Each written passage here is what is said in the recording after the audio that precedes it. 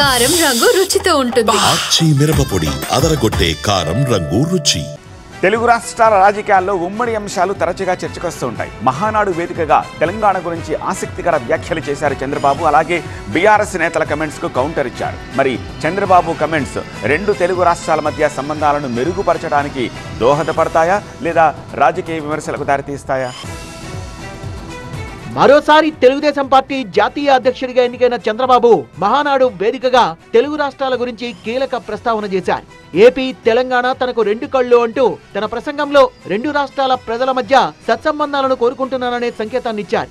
నా ఆలోచన ఒకటి, తెలంగాణ గాని ఆంధ్రప్రదేశ్ రాష్ట్రం గాని నాకు ఎప్పుడు చెప్పాను, రెండు కళ్ళను ఆ రోజు చెప్పా, ఈ రోజు చెప్తున్నా.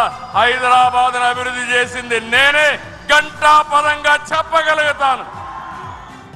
ఈరోజు దేశంలోనే ఎక్కువ తలసరి ఆదాయం వచ్చే రాష్ట్రం తెలంగాణ రాష్ట్రం. దానికి నాంది పలికిన వ్యక్తి పార్టీ తెలుగుదేశం పార్టీ.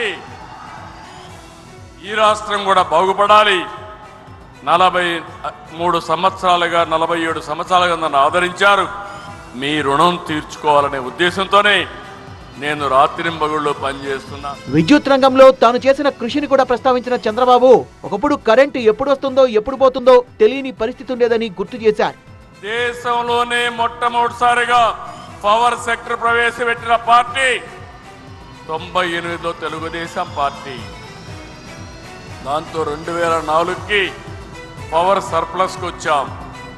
కొంతమంది నన్ను అర్థం చేసుకోలేదు. ఆ రోజు కూడా అపోహలు సృష్టించారు.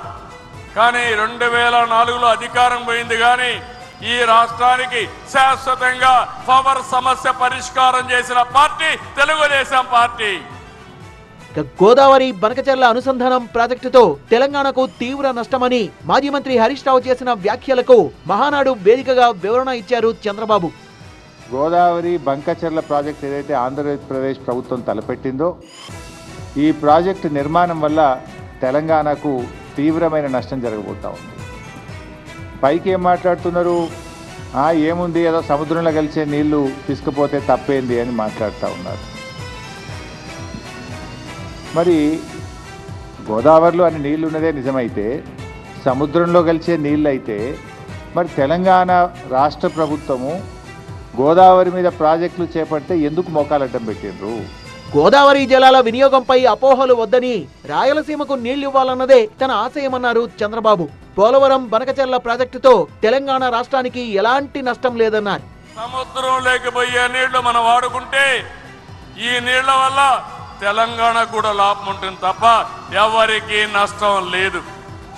ఇక్కడ బీఆర్ఎస్ అయితే ఏదో నష్టం వచ్చినట్టు మాట్లాడుతున్నారు. నేను ఆ రోజు కూడా ఏదైతే వాళ్ళు ప్రాజెక్టు కట్టినప్పుడు గోదావరి పైన నేను ఎప్పుడు కూడా అబ్జెక్ట్ చేయలేదు. 47 ఏళ్లుగా తనను ఆదరించిన ఆంధ్రప్రదేశ్ రుణం తీర్చుకోవాలనే రాత్రింపవళ్లు శ్రమిస్తున్నానని, రాష్ట్రంలో ప్రతి ఎకరాకు నీరందించి రైతుల రుణం తీర్చుకోవడమే తన లక్ష్యమన్నారు చంద్రబాబు.